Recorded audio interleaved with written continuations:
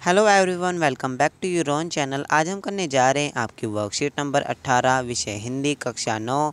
हमारी डेट 16 अगस्त के लिए। तो चलिए शुरू करते हैं। आज की वर्कशीट में हमें जो हमने पिछली वर्कशीट में एक कबीर द्वारा रचित साखियाँ पढ़ी थी, तो आइए आज की वर्कशीट में हम के माध्यम से हम कबीर के कुछ साखियों पर चर्चा करते हैं। तो हमें कबीर की एक साखी पढ़नी है जो कि बहुत ही आसान है। तो चलिए पढ़ना शुरू करते हैं।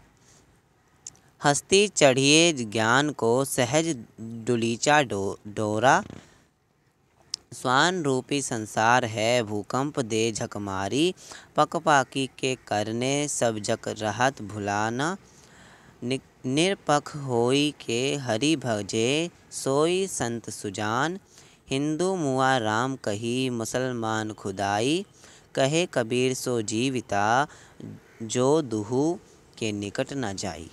ठीक है, अब इसको बाद यहाँ पर अपरिचित शब्द दिए गए हैं, इन्हें भी साथ ही साथ पढ़ लेते हैं। फिर हमें जो यहाँ पर भाव दिए गए हैं वो हम पढ़ेंगे। देखिए, हस्ती का मतलब होता है हाथी, स्वान का मतलब होता है कुत्ता, टुलीचे का मतलब होता है बैठने के लिए। ओके, छोटा कपड़ा जो होता है, छोटा कपड़ा कालीन।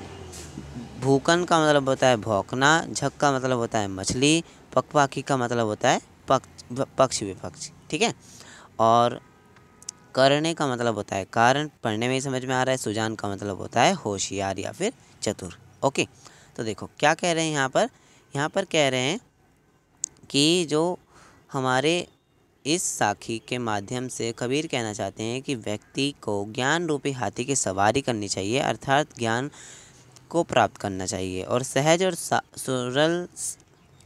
और सरल साधन रूपी गलीचा बिछाना चाहिए। संसार की तुलना स्वान अर्थात कुत्ते से की गई है, जो अपने ऊपर भौंकते रहेंगे, जिसे अनदेखा कर चलते रहना चाहिए। एक दिन वह स्वयं ही झक मारकर अर्थात अपना समय बर्बाद कर कर चुप हो जाएंगे।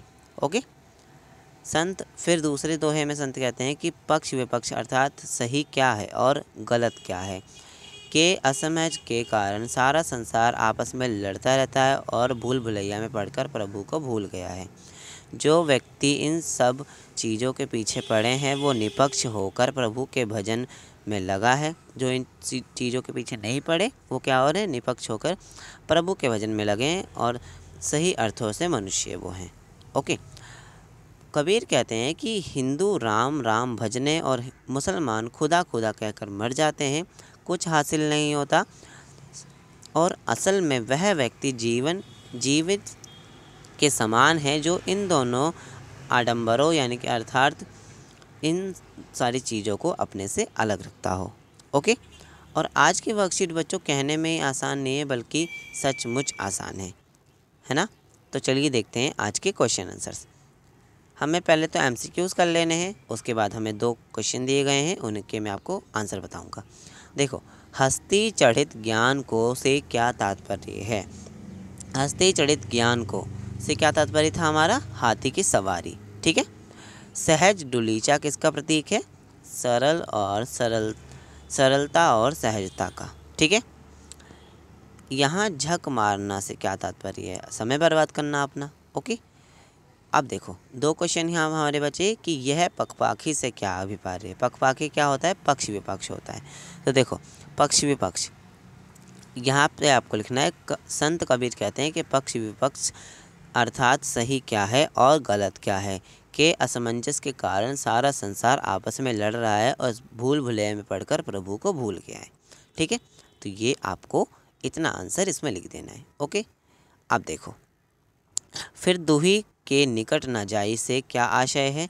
दुही के निकट न जाई, तो देखो यहाँ पर कहते हैं कि जो हमारा यहाँ लिखा है ना एंड में कि कबीर कही सो जीविता जो दुही के निकट न जाई, यानी कि जो इन सारे आडंबरों के पास नहीं अपने से अलग रखता है वो ही जीवित होता है। तो यहाँ से आप लिखेंगे कि असल में वह व्यक्ति जीवित के समान होता है जो दोनों ही बातों अर्थात आडंबरों को अपने से अलग रखता है।